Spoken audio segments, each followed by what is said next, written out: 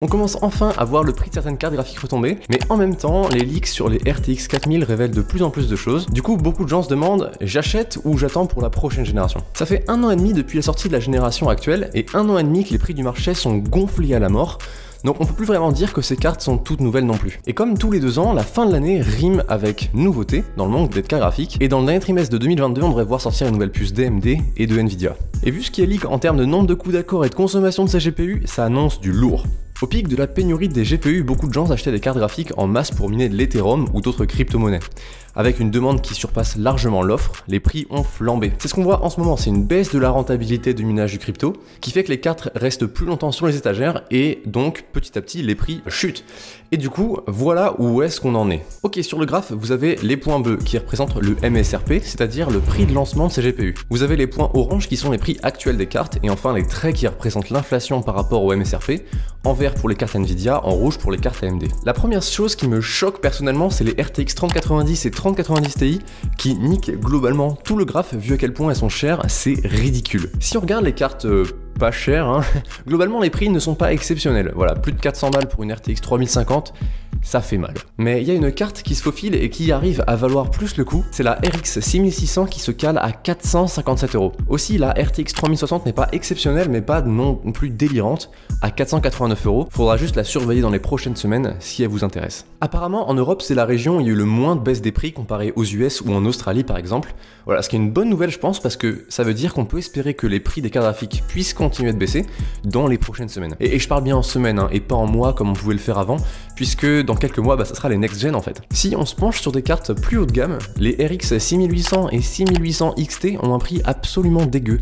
Par contre, on peut voir que la RTX 3070 Ti, mais surtout la RX 6700 XT, offre quelque chose d'assez intéressant. À respectivement 865 et 705 €, elles se glissent dans une range de prix beaucoup plus acceptable que précédemment. Elles ont l'air carrément attirantes quand on les regarde face au RX 6800 XT et la RTX 3080 qui reste vraiment pas folle même si elle n'a jamais été aussi proche de son MSRP. Personnellement, je recommanderais pas d'aller taper dans les RTX 3080 Ti et au-dessus, déjà parce que même au MSRP, ces GPU n'offrent pas grand chose de plus pour le prix.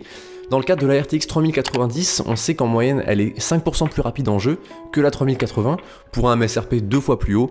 Alors je vous parle même pas de la 3090 Ti. Même si tout ça ce sont des bonnes nouvelles pour les gamers, les prix actuels des cartes sont toujours au-dessus de leur prix de lancement. Alors que plus d'1 an après la sortie de celle-ci, certaines cartes devraient même être en dessous de leur prix de base. Juste avant la pénurie, vous pouviez trouver une RTX 2060 pour 300 balles, là où aujourd'hui elle tourne plutôt autour des 450-500 €. À l'époque, cette puce avait déjà plus d'1 an, et aujourd'hui elle en a presque 4. Juste avant de voir si vous devriez acheter, faisons un petit tour sur le Steam Hardware Survey. Là-bas, on peut voir les évolutions du matériel des gamers sur Steam, donc globalement quasi tous les gamers PC. Ce qu'on observe, c'est que les gens ont quitté majoritairement leur ancienne GTX 1050 Ti, 1650, 1050 classique, ou encore leur 1660 Ti. Tout ça pour aller rejoindre surtout la RTX 3060, suivie de la RTX 3070, 2060, 3060 Ti, et un peu moins vers les RTX 3080 et 3070 Ti. On voit assez bien le prix des GPU se manifester dans les stats de Steam, avec la domination de la RTX 3060 par exemple. Aussi, c'est assez marrant de voir la part des cartes Nvidia dans tout le lot.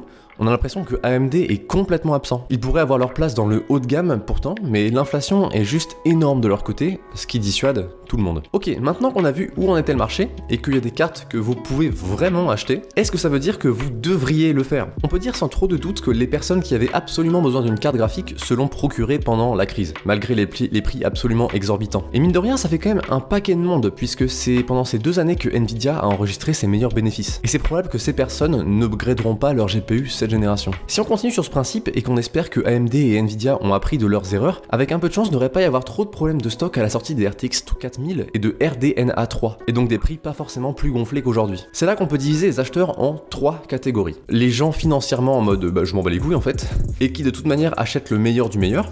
Ceux qui refusent d'acheter tant qu'il n'y a pas de bon deal, parmi eux ceux qui ont du fric et ceux qui ont un budget plus serré, et enfin ceux qui veulent build un nouveau PC. La première catégorie n'est pas super intéressante parce que quoi qu'il se passe, ils achètent le plus cher. Par contre, j'ai un avis sur les deuxième et troisième catégories. D'abord, pour les gros budgets. À chaque lancement de nouvelles séries, ce sont les cartes les plus chères qui sortent en premier. Puis après seulement les cartes de moins en moins chères. Ce que ça veut dire pour les acheteurs avec des grosses poches, c'est que vu ce qui est en train de se leak en ce moment du côté de Nvidia, qu'on voit des grosses augmentations en termes de nombre de coups d'accord, de la consommation de ces cartes, il y a des grandes chances que ces GPU soient bien meilleurs que ceux d'aujourd'hui. Et c'est pour ça que je pense que cette catégorie de gens, si vous avez été capable d'attendre pendant 2 ans pour une upgrade, il vaut mieux sûrement garder votre argent pour une future RTX 4080 plutôt qu'actuellement pour une 3080 à un prix un peu dissuasif. Maintenant, pour ceux qui cherchent des cartes pas chères, je dirais de faire l'exact inverse. Si vous voulez une upgrade, les GPU qui vous intéressent ne risquent pas de sortir en fin de cette année, mais plutôt bien après les grosses cartes. Alors certes, le marché n'est pas ce que je dirais optimal, mais c'est la première fois depuis plus d'1 an que ces GPU attendent dans les étagères et que vous pouvez réellement les acheter. Pour vous, ça sert à rien de perdre trop de temps sur de la spéculation, le jeu de constamment attendre pour de meilleurs deals peut se jouer indéfiniment. En fait, la plus grosse question, si vous êtes rendu jusque là, c'est est-ce que vous avez vraiment besoin d'une upgrade?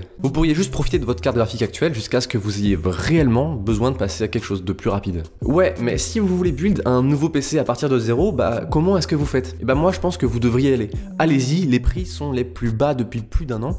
Si vous avez besoin d'un PC, faites-le. La situation est vraiment moins horrible qu'avant et je pense que c'est le moment d'en profiter. C'est important pour moi de couvrir ce sujet parce que ça peut être un peu dur de prendre une décision avec l'état du marché et aussi parce qu'il me semble pas que les récentes améliorations n'aient fait plus de bruit que ça dans la commu française. En tout cas, j'espère que vous aurez trouvé cette vidéo utile. C'était Antonin, vous regardez l'auberge d'internet. Ciao.